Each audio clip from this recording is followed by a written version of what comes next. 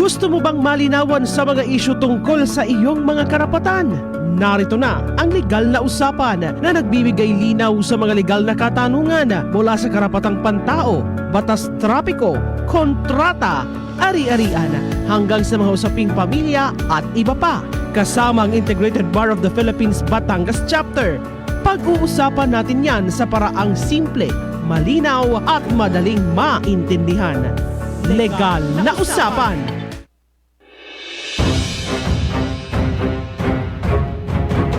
Brigada, ang oras natin, 7 minuto ho makalipas ang alas 8 ng umaga. At syempre, Tira Brigada pa rin ang inyong napapakinggan ngayong umaga ho ng Sabado. Tira Brigada! Kasama niyo po ang inyong lingkod. Sa ngalan po ni Brigada Mel Balino, ako po si Brigada Clay Marquez. Tira Brigada!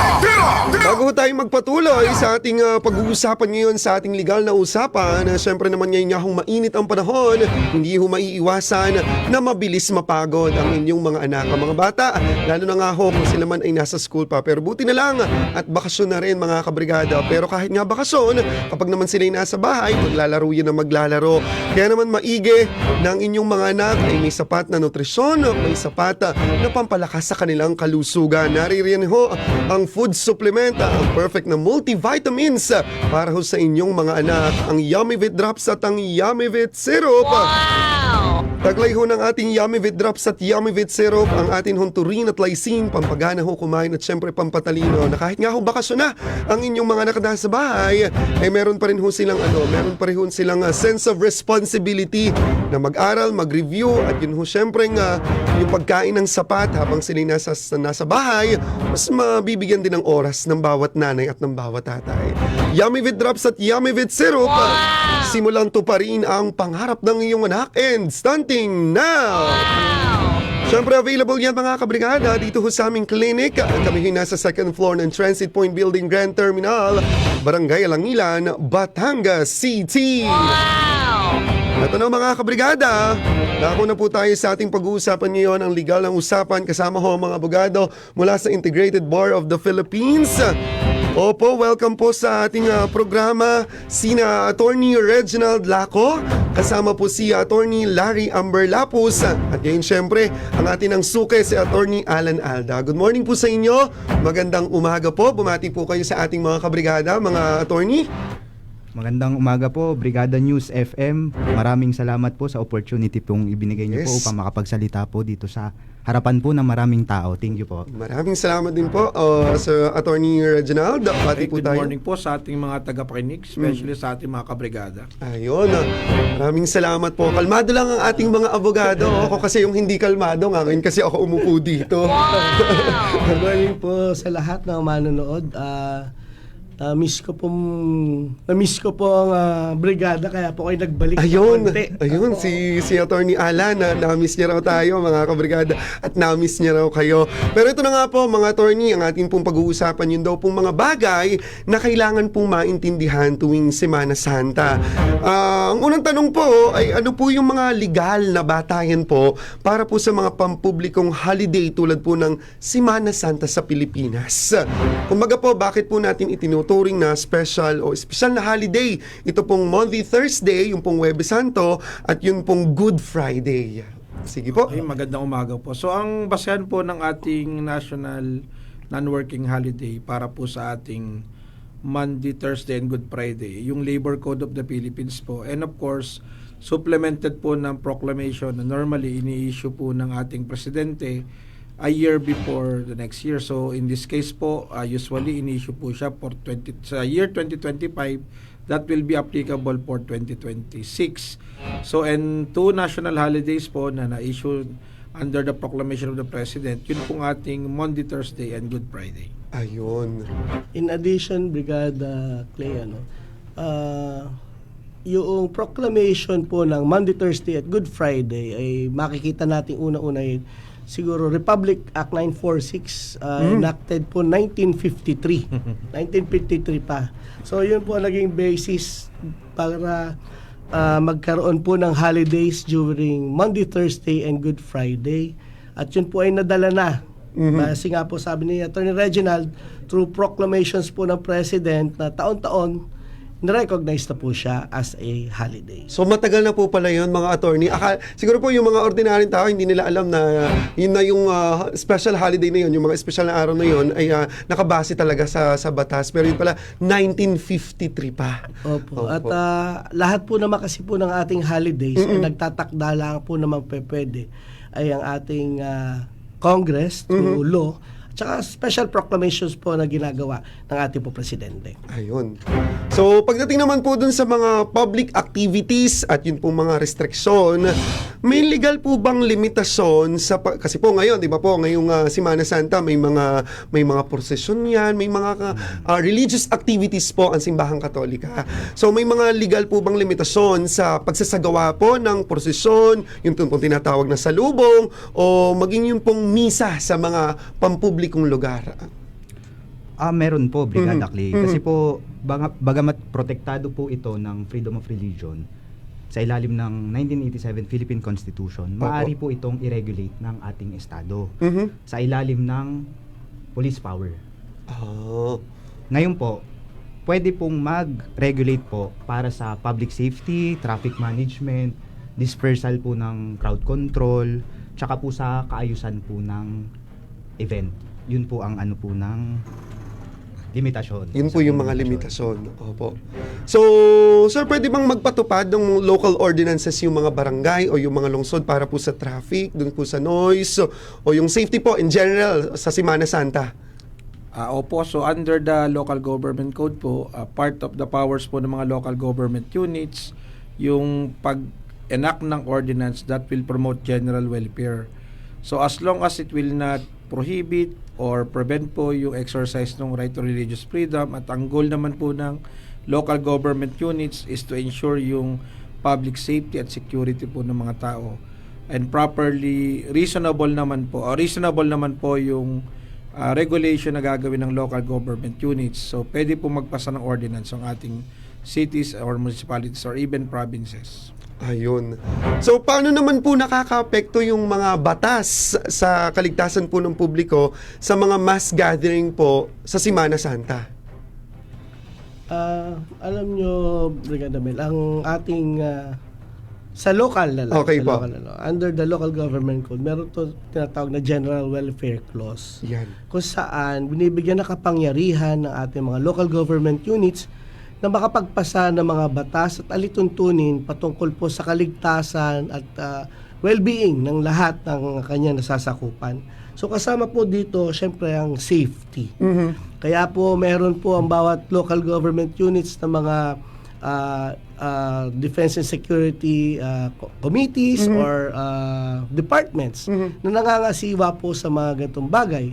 Katulad rin po yung pagbubuo nila ng mga traffic departments. So lahat po iyan ay nakapaloob po sa kapangyarihan ng isang local government unit na pangalagaan, i-regulate ang safety at ang kaayusan po sa kanilang mga nasasakupang mga lugar. Ayun. So, di ba po kalimitan kapag ganyan, yung mga, syempre po, yung nakaantabay naman talaga yung mga pulis. Opo. Kumbaga, kapag ganyan, mas mahigpit. Minsan, 24/7 talaga yung kanilang pagbabantay sa mga ganap tuwing Semana Santa. Ano naman po yung mga maaaring gawin po ng mga otoridad kung may illegal na aktibidad o peligro po sa publiko sa Holy Week?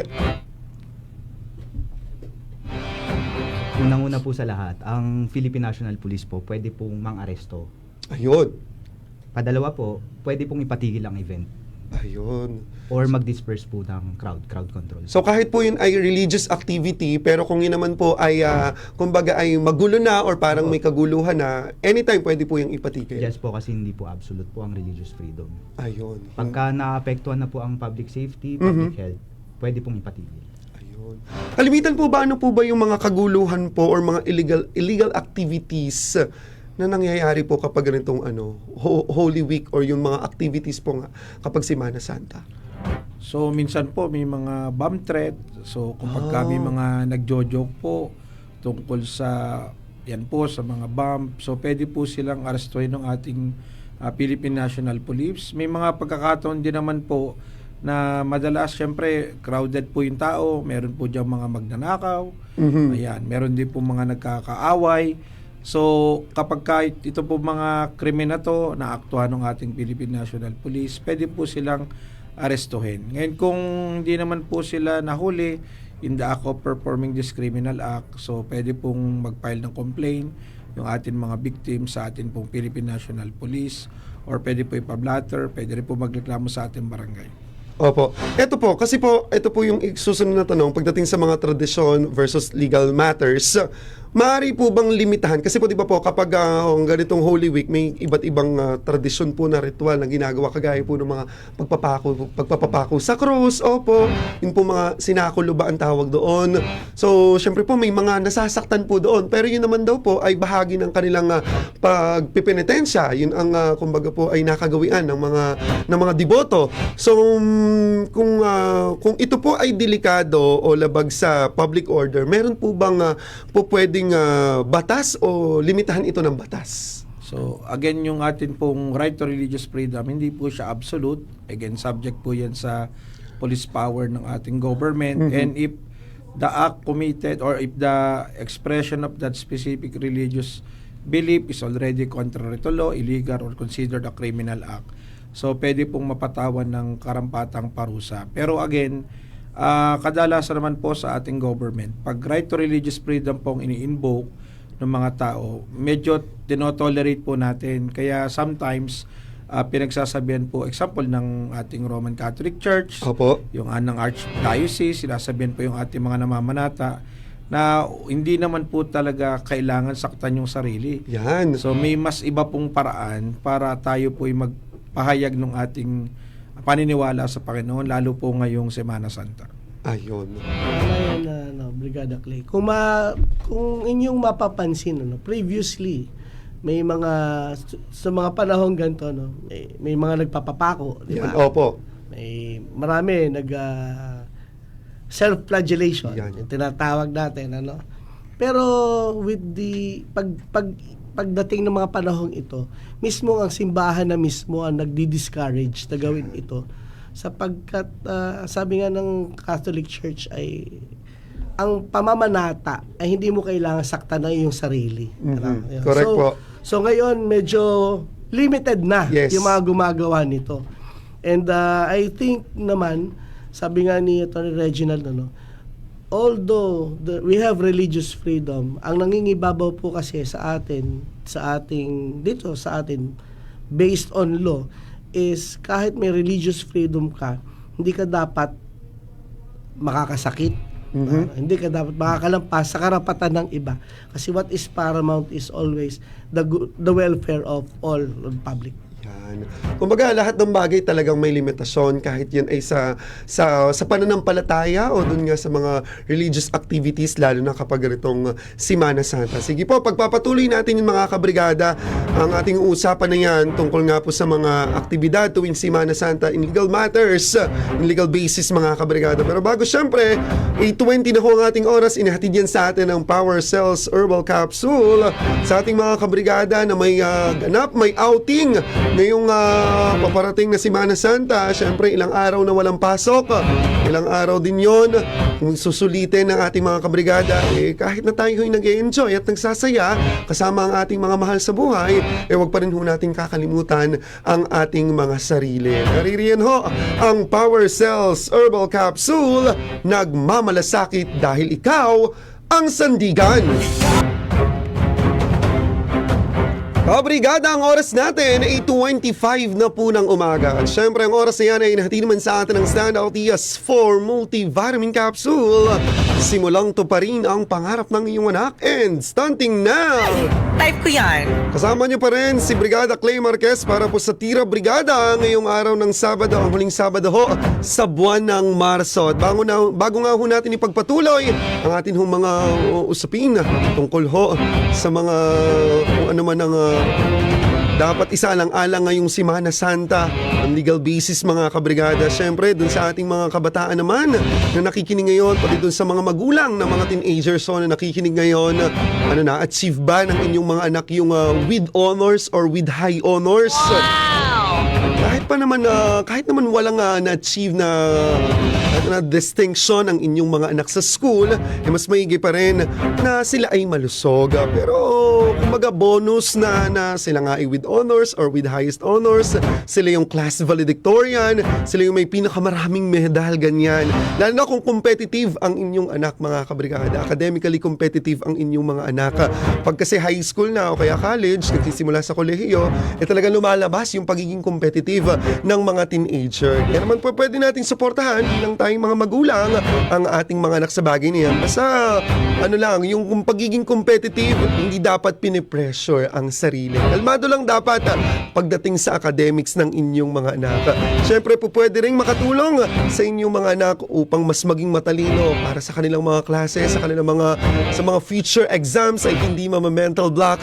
Naririyan ho ang ating Standout ES4 Multivitamin Capsule. Nataglay din mga kabrigada, inuhong turin ang pampatalaso ng isipan. Kaya naman, Standout ES4 Multivitamin Capsule, simulang to pa rin ang pangarap ng iyong anak and stunting now! Available mga kabrigada ang ating Standout ES4 Multivitamin Capsule sa mga butika ho dyan sa Lian, Batangas. Partikular sa may Jamel Drugstore at sa may Farmacia Botiong. Gayun din po sa San Luis, sa may Patville Pharmacy at gayon din sa butika Toneth.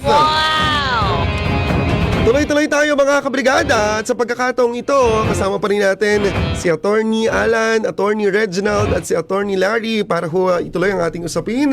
Ito naman, for sure, maraming mga working individuals ang may nais ng topic na ito, itong part na ito, yun hong karapatan ng mga empleyado at obligasyon ng mga employer kapag ganito hong medyo mahaba yung araw na walang pasok.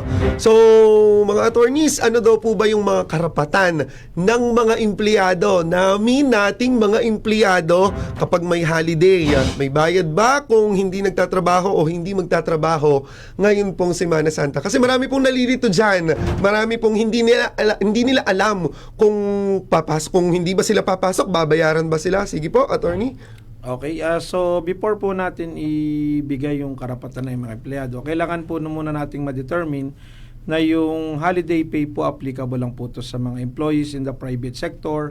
So may mga employees po na hindi covered ng benefits na to, like government employees, or even nasa private sector po kayo pero kayo ay managerial or supervisor employees, or kaya naman ay employees in the personal service of another, or in establishments na ang kanilang empleyado lang po ay 10 or less and properly registered sa DOLE. So kapag ganun po yung senaryo, hindi po kayo entitled sa holiday pay. Ngayon, kung kayo naman po ay hindi included do sa mga enumerated, so under the law, kapag hindi ka po nag-work during national non-working holiday, entitled ka po sa 100% pay. 100%? Okay. Provided, a day before yung national non-working holiday, pumasok ka po. Yun po yung requirement. Okay. Ngayon, kung i-require ka naman po ng employer mag-work on that day, so generally you will receive 200% pay.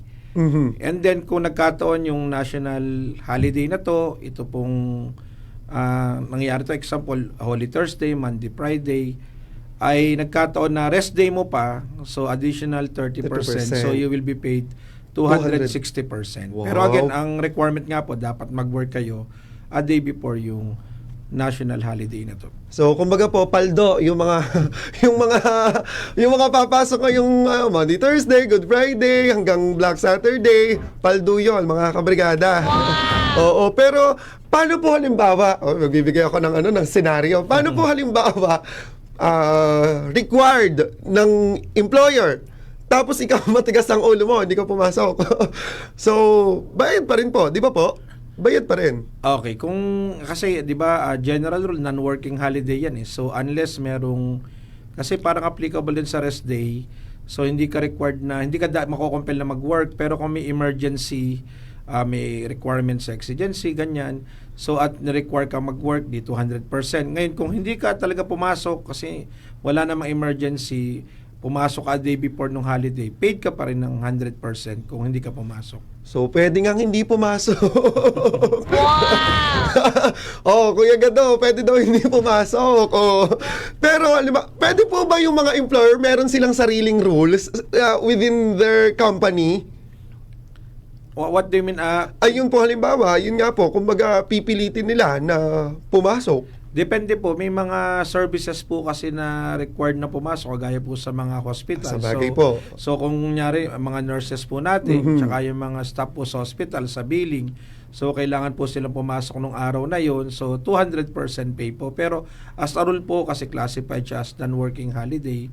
So if possible, dapat po walang work. Pero kung makikita nyo po, 'di ba, sometimes sa mga kunyari Christmas, Opo. so, of course nagwo-work pa rin yung mga nasa mall.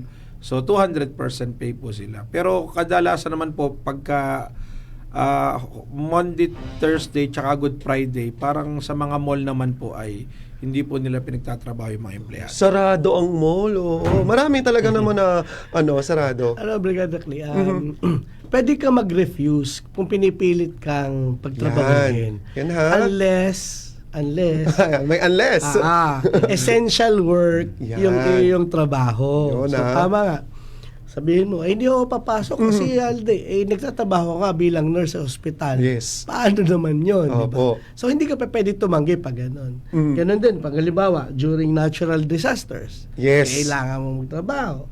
Pag may mga urgent needs sa kumpanya talaga, halimbawa, pag yung imminent na malulugi ang kumpanya o magsasarado, syempre, you have to work. Yan. Pero, syempre, pag hindi ka nag-work, hindi ka rin naman pwedeng takutin na ikaw ay madidismiss. Yun po yun po ang mataterminate. kinakatakot po nung iba.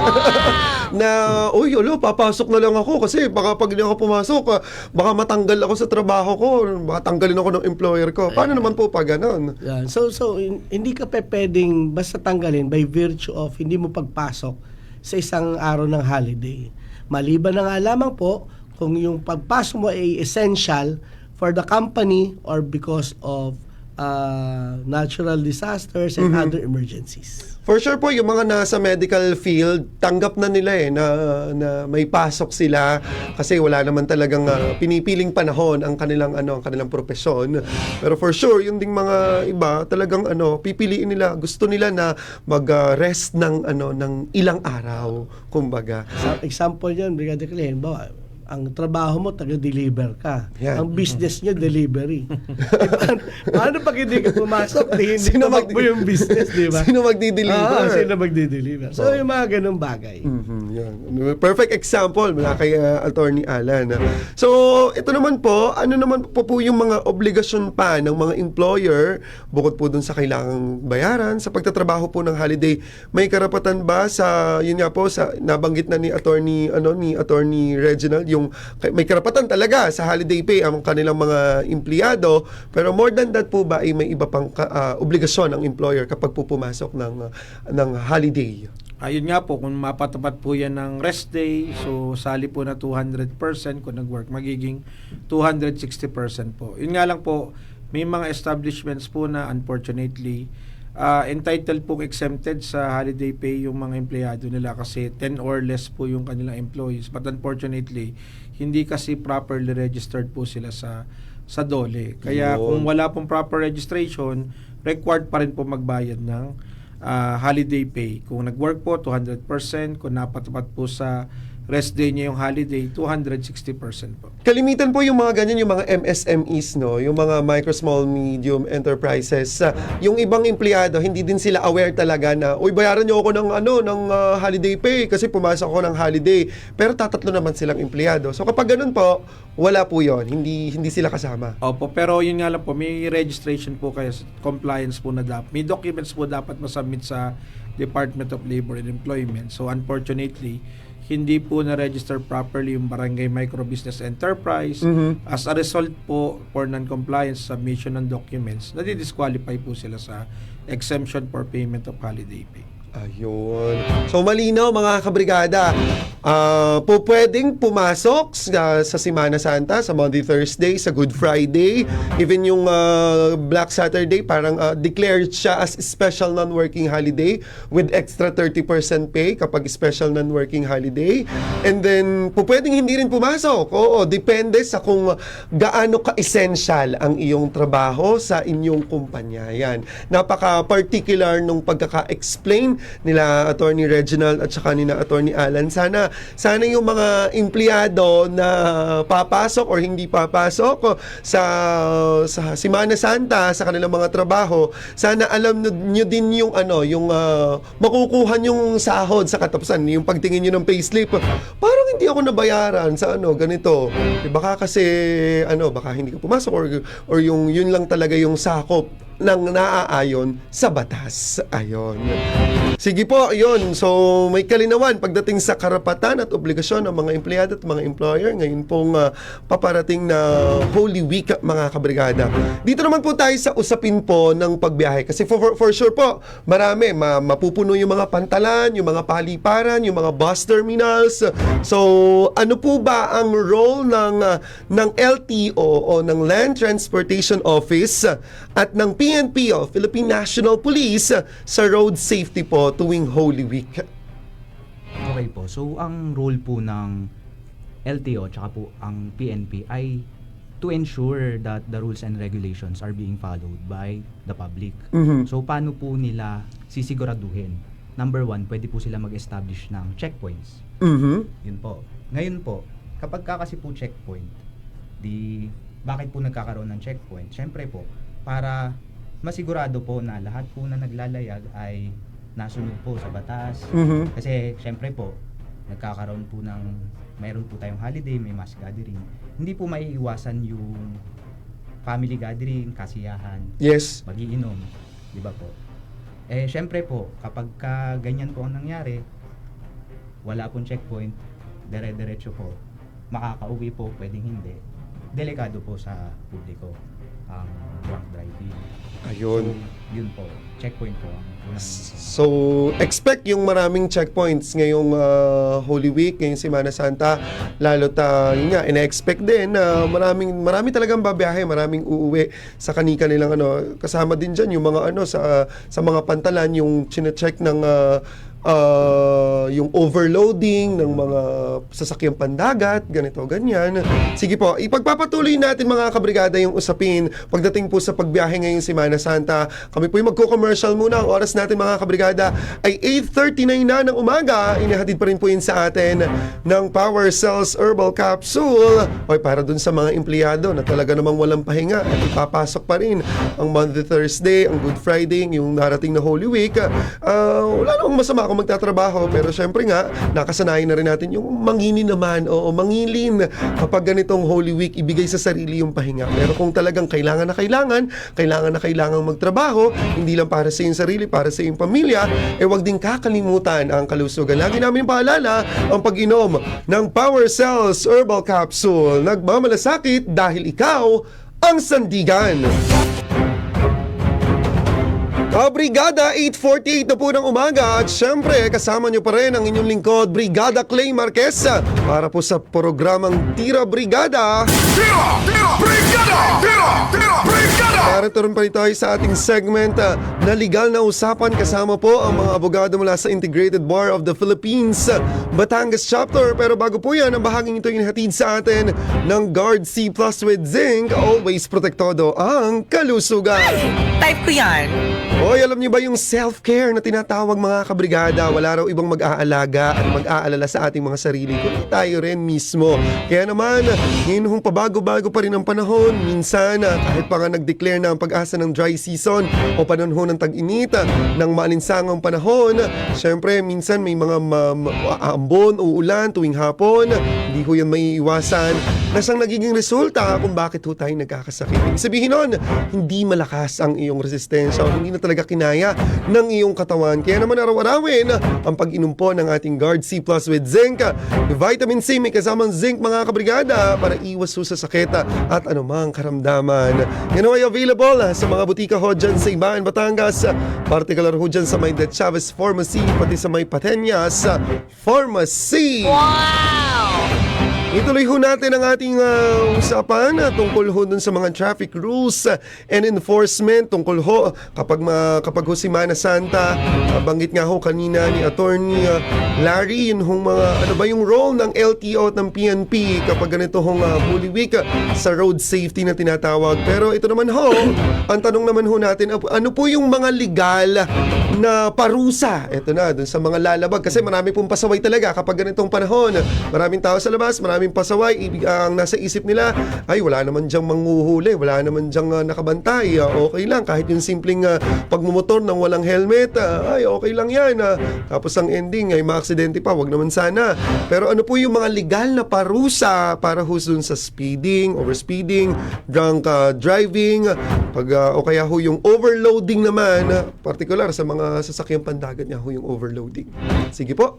Okay, dun po sa overspeeding, of course, may violation po yan ng ating LTO law. So, possible po, number one, magkaroon po ng fines and then seminar. And then, of course, pagka po ilang violation na, pwede pong i-suspend or i-cancel ng LTO yung driver's license. Sa drunk driving naman po, it might result to criminal liability for imprisonment kung magkaroon po ng reckless imprudence resulting to physical injury, damage to property, or homicide. And doon naman po sa mga overloading, sometimes yung iba po colorum, so pwede pong ma-impound yung mga colorum na mga vans or mga sasakyan na biyahe na walang franchise.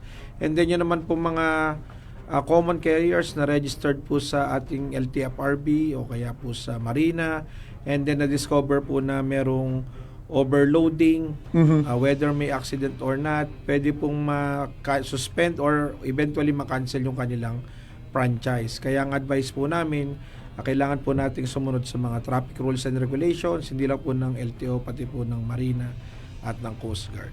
Ayun. Ano ba, Brigada Clay? Yes Dagdag po. ko lang, ano? Kanina sabi mo, yung sa traffic rules, sa PNP, pero it's more of a joint effort po ng iba pang agencies. Agency, correct. Bukod sa LTO at PNP, kasi nandyan din po yung ating mga ports, mga airports, no? So, nagagawa sila ng mga patakaran nila to ensure passenger safety. That is why meron mga checkpoints, sabi nga ni Attorney Larry Amber kanina. Kaya din, mahigpit din yung pag-check ng mga bagahe. Oo. Okay. So, dumadaan siya sa screening. So, minsan dumadaan pa sa X-ray machines. Yes. To make sure na safe po yung travel ng ating mga pasahero. Kasi, hindi natin alam, baka maya-maya ay may mga masasamang loob na pwedeng gumawa ng kapahamakan para po sa ating mga kababayan. Yan. Oo, lalo pat syempre mas malaking lugar yung pantalan, yung paliparan. So talagang doble ang mga doble yung mga panuntunan, patakaran na pinatutupad diyan. So paano po tinutugunan ng batas ang mga aksidente po sa kalsadang nabanggit kanina nga ni Attorney Reginald? May civil at criminal liability po ba ito, at kung meron man ay ano po ang mga iyon? So kung magkaroon po ng aksidente sa kalsada, so there are two possible sources of civil obligation po. Yung una, yung quasi-delict or culpa quiliana or tort. So in this case po, by reason of the fault or negligence nung atin pong respondent, nag-suffer ng damage or injury yung plaintiff. So civil case po to.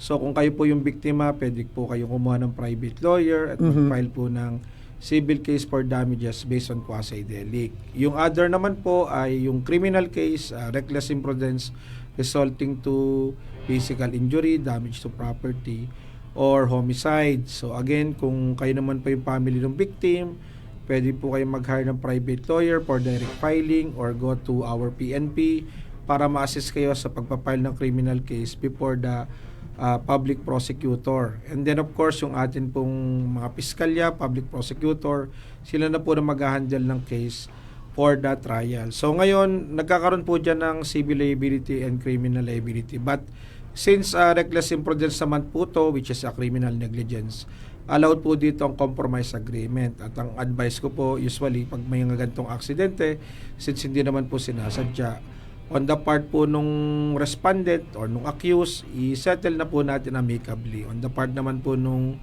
plaintiff, Since probationary naman po yung reckless imprudence, hindi rin naman po makukulong dito yung reckless driver. So better po na tanggapin na po natin yung offer ng other party as long as reasonable, and then mag-sign na po tayo ng compromise agreement para hindi na rin po humaba Humaba yung pa. trial. Oo, mahabang proseso, malaking abala sa dalawang partido kung ikaw man ay biktima ng aksidente o kung ano man. So, ang pinaka mag-ingat. Yun talaga, mag-ingat kapag nasa kalsada.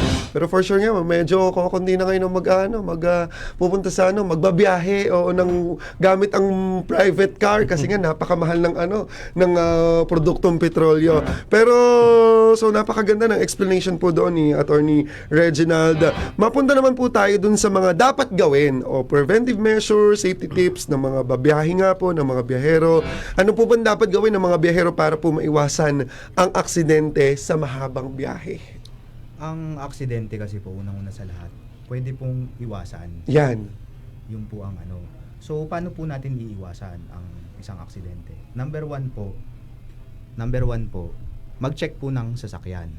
I-check po ang hangin ng gulong, i-check po ang langis, i-check po ang kondisyon ng sasakyan para malaman po na roadworthy po ang isang sasakyan.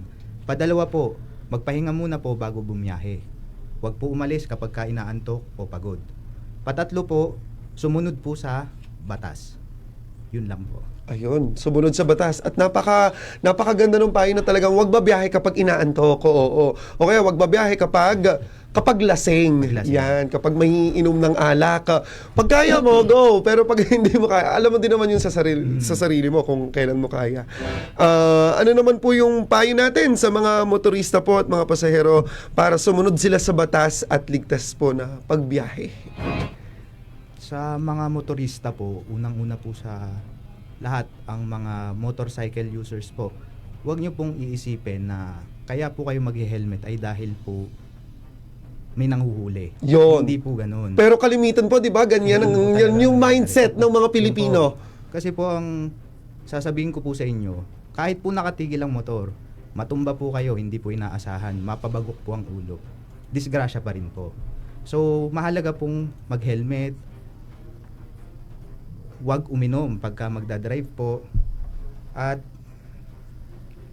siguraduhin po na nasa kondisyon po ang katawan bago po bumiyahe. Any addition po? In addition po, lagi po nating tatandaan, lalo po pag tayo ay driver ng papublikong sakayan, kagaya po ng mga public utility bus or jeep, na kailangan po nating mag-observe ng extraordinary diligence sa transportation po ng ating passengers. Ngayon, kung kayo naman po ay hindi driver ng mga common carriers, pampublikong sasakyan, isipin nyo po na bukod po sa inyo, andun yung inyong kapamilya, asawa, anak. So, lagi po nating pangangalagaan. Makakarating naman po tayo sa ating destinations, pupuntahan, hindi po natin kailangan magmadali. At kung nagkaroon po ng konting gitgitan, kailangan po magpatawaran na lang at palampasin na lang po natin, kasi yun nga po yung mga nakikita nating road rage. Road rage. Sometimes wala na po pong kwenta yung pinagtalunan nila. Oo. And then na-involve pa yung anak, asawa. So ingatan po natin at lagi pong wag mainit ang ulo pag nagdadrive. Napakabilis pa naman ng kamay ngayon ng mga netizens. Simple reminder din na Brigada Clay, bilang drivers, lagi nyo tatandaan, always bring your license. Yun, And bring correct. your ORCR po na sasakyan. Kasi po, lalo na pag ganitong panahon, may mga checkpoints nga po, hahanapin po yan sa inyo in case. So, always po be ready. Have a copy of your license and ORCR. Siguro, kung wala kayo Xerox, kahit na naman po hindi dala niyo original, basta meron po kayong Xerox ng ORCR, okay na po. Sa license po, of course, kailangan lagi nating dala yan. Pero it's better din po, meron tayong digital copy ngayon. Medyo tinatanggap na rin po nila ngayon ng digital copies. Yun. So, maganda yung payo ng ating mga abogado para nga po maiwasan yung mga aksidente, yung mga yung mga untoward incident habang kayo po ay naglalakbay, habang kayo po ay bumabiyahe. Pero kalimitan, yung ibang mga Pilipino ang sinasabi, ay nakalimutan ko po yung akin pong license po, yun pong ORCR, nakalimutan ko po. Di ba kalimitan po pag ganyan yung ORCR, nasa sasakyan mo na yun. Oo, tapos yung driver's driver's license mo, nasa wallet mo na yon, ganyan. Yung iba, kaya ako naman, ang payo ko, huwag kayong maging makalimutin. Oo. Dapat laging yung naaalala yung mga bagay na yon, mga kabrigada. Pagpapatuloy pa rin natin ang ating usapan pagdating po dito sa mga ganap tuwing Semana Santa nga po. Sa ating pagbabalik, kami magko-commercial muna mga kabrigada. Alas 9 na ng umaga, hinahatiduhin sa atin ng Power Cells Herbal Capsule. Siyempre, dun sa mga babiyahe, kailangan nyo ng maraming energy. Kailangan nyo ng maraming ng sapat na enerhiya para makarating kayo sa inyong paroroonan. Lalo dun sa ating mga drivers, yung mga truck drivers na mahaba lagi ang binabiyahe. Ako, kailangan nyo, hindi dapat inaantok, hindi dapat kung anong nasa isip. Kailangan lagi lamang nakafocus pagdating sa pagmamaneho at para ho safe na makakarating sa inyong paroroonan. Ang inyong kalusugan, huwag din kakalimutan, pwede ho kayong uminom ng ating Power Cells Herbal Capsule. Nagmamalasakit dahil ikaw ang sandigan. Brigada, 6 na minuto makalipas ang alas 9 ng umaga. Siyempre kasama nyo pa rin si Brigada Clay Marquez para ho sa programang Tira Brigada. Tira! Tira! Brigada! Tira! Tira! Brigada! Narito pa rin po tayo sa ating portion ng legal na usapan at huling bahagi na po ito ng ating legal na usapan ngayon hong March 28, 2026. Kasama pa rin po natin ang mga abogado mula po sa Integrated Bar of the Philippines, Batangas Chapter. Pero bago ho tayo magpatuloy, siyempre naman dun sa mga babiyahe nga ho ng matagal o kaya naman dun sa mga nagbivisita iglesia, dun sa mga pipila sa mga pantalan, sa mga ticketing booth ng napakahaba dahil sa napakaraming pasahero. Minsan talaga nananakit ng inyong katawan, ang inyong ulo sa paghihintay, sa pagpila. Ako, para ho yan ay mawala yung mga nananakit sa inyong katawan, nananakit ng inyong ulo, i-fast relax na kaagad mga kabrigada. Yan ho ay ibuprofen plus paracetamol, fast relax. Ora mismo. Type ko yan. Available yan mga kabrigada sa mga butika ho dyan sa Batangas City o dito sa Batangas City, dyan ho sa may Farmasya Alano, dyan sa may Lawas at gayon din po sa may Gamot Publiko, dyan naman sa may Kumintang. Available po ang ating Fast Relax. Ora mismo. Wow! Ito po mga attorney, may mga nagtatanong lang po dito sa ating text line. Meron po silang mga tanong kasi po siguro sila ay papasok ata ngayong holiday. May mga araw din ata silang hindi ipapasok. Sabi po dito ni 246, magandang umaga po. Paano po kapag absent kapag after holiday? After holiday daw po absent. Napasarap, oo.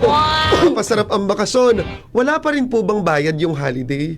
So, actually, may bayad po dapat yung holiday kahit di kayo nag-work. Ang requirement po dapat a day before po yung holiday, pumasok po kayo. Ngayon, since hindi po kayo pumasok the day after, ang legal implication po, number 1, no work, no pay. So, wala po kayong sahod nung araw, nung day after nung holiday hindi kayo nag-work. And number 2, kung hindi po yan with proper permission, with leave, possible po masubject kayo sa disciplinary action. Yan. Pero with pay po kayo nung holiday. With pay naman ang holiday pero may disciplinary action. Lalo na kung hindi ka nagpaalam sa iyong supervisor. Oo. Talagang baka wala ka ng trabaho na babalikan. May holiday pay ka nga, wala ka naman trabaho pagbalik. Oo nga. Paldo ka nga pero wala ka naman trabaho. Lalo nang hindi pumaldo sa sunod. Ito naman po. Good morning Paul. Nathan here. May nagpapatanong po dito. Ano daw po? Paano daw po kung absent ng 30-31? Siguro po ang tinutukoy nila ay ang Holy Monday at ang Holy Tuesday.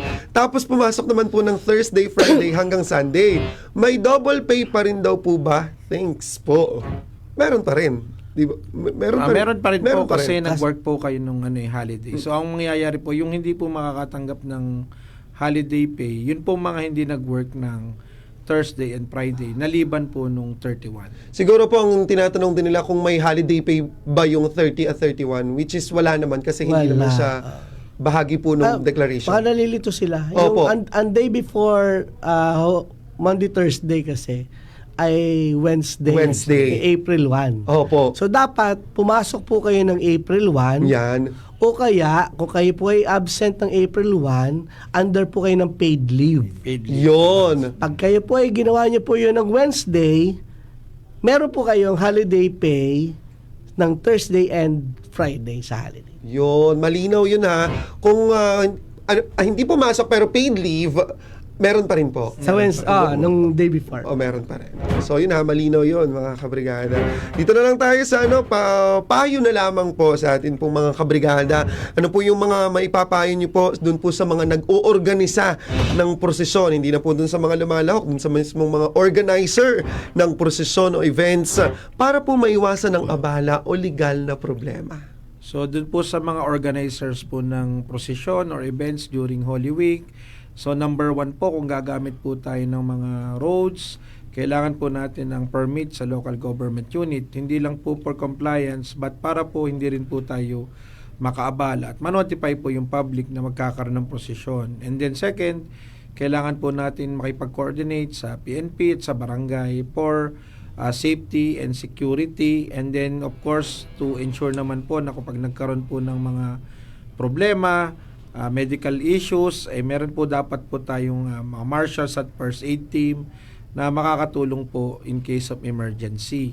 And again, at the end of the day po, as much as possible, kailangan at least yung mga tao po before po mag-start yung event, at least ma-remind po natin sila na iwasan po yung gulo, and then of course sumunod po dun sa mga rules na itinakda po ng organizers. Any addition po, Attorney Alan?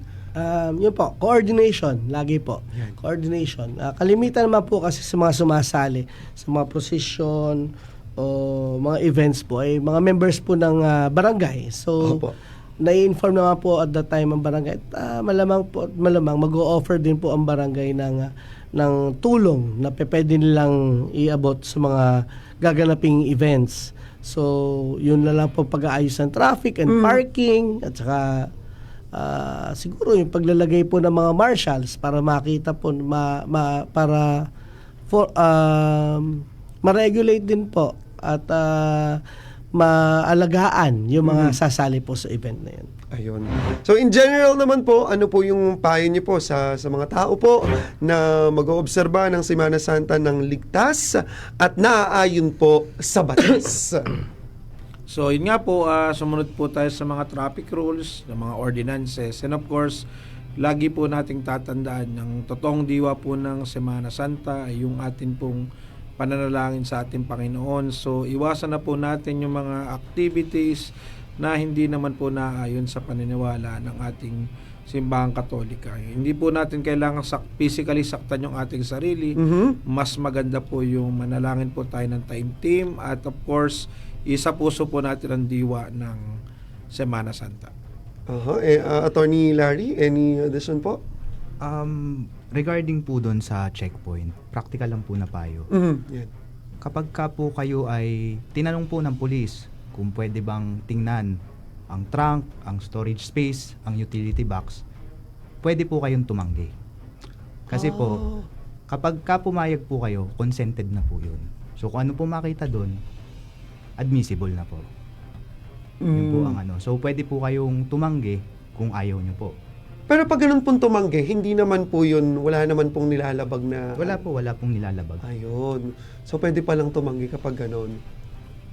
Okay. Sa akin man po ay, sabi nga po natin, Reginald, ito po ay panahon ng pananalangin, at saka pagsisakripisyo. Ayun. Baka po naman pwede magsakripisyo kayo na sumunod kayo sa batas ng panahon Oo nga ito. po. At ito lang. Oo, Diba, opo. yun na lang po. Ngayon. Opo. So at least, nakapagkaroon kayo ng pagsasakripisyo na nakatulong din po kayo sa ating community. Yes, so po, maging mabuti tayong individual sa ating komunidad ngayong hindi lang naman ngayong Semana Santa, pero sana yung mga payo ng ating mga abogadong nakasama ngayon, sana yun ay kumbaga maging sustainable, consistent para sa ating mga kabrigada na susundin nila yon, at yun ay isa sa puso at isa sa buhay nila. Ayun. So maraming salamat po sa pagkakataong ito, Attorney Alan, Attorney Reginald, at Attorney Larry, sa pagbibigay po ng mga payo, ng mga information, knowledge with regards po dun sa paano ba mag-obserba ng Semana Santa na may kasamang pagsunod sa mga naaayon na batas. Salamat din, Brigada Clay. At pwede bang bumati Yes lang? naman At, po, opo. Ngayon po ay Go po. binabati Take your ko lang time po ang aking mother, Mami Lina. Happy birthday po. Oy. At, Happy birthday! long life and good health. Yun, happy birthday and, po. sa akin pong may bahay, Ana, sa akin pong 2 anak, si Anton, si Allen, at sa lahat po ng aking mga kasamahan, lalo na po kay Atty. Benjan Yes. at Atty. Joel. Yun. I miss you guys.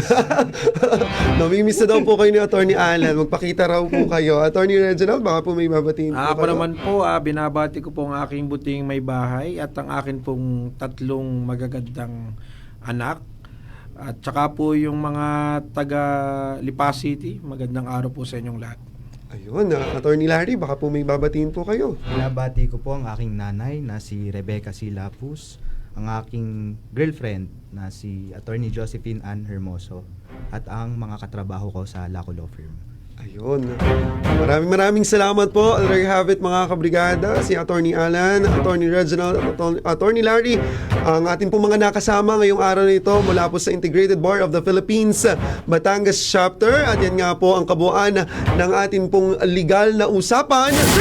Ngayon pong araw ng Sabado, March 28, 2026. Sana po ay naging sapat ang kanila pong mga impormasyon na naibigay sa atin, sa inyo mga kabrigada. Yan po man ay tungkol sa ating mga karapatan bilang empleyado, obligasyon ng employer, yun po mga traffic rules, yun po mga dapat at hindi dapat gawin kapag kayo po ay nasa kalsada, kapag kayo po ay babiyahe. Isa puso't isa buhay natin yan, mga kabrigada. 17 minuto na po, makalipas ang alas 9 ng umaga. Siyempre, nahatid pa rin yan sa atin ng Power Cells Herbal Capsule. Nagmamalasakit dahil ikaw ang sandigan. Gusto mo bang malinawan sa mga isyu tungkol sa iyong mga karapatan? Narito na ang legal na usapan na nagbibigay linaw sa mga legal na katanungan mula sa karapatang pantao, batas trapiko, kontrata, ari-arian, hanggang sa mga usaping pamilya at iba pa. Kasama ang Integrated Bar of the Philippines Batangas Chapter. Pag-uusapan natin yan sa paraang simple, malinaw at madaling maintindihan. Legal na usapan.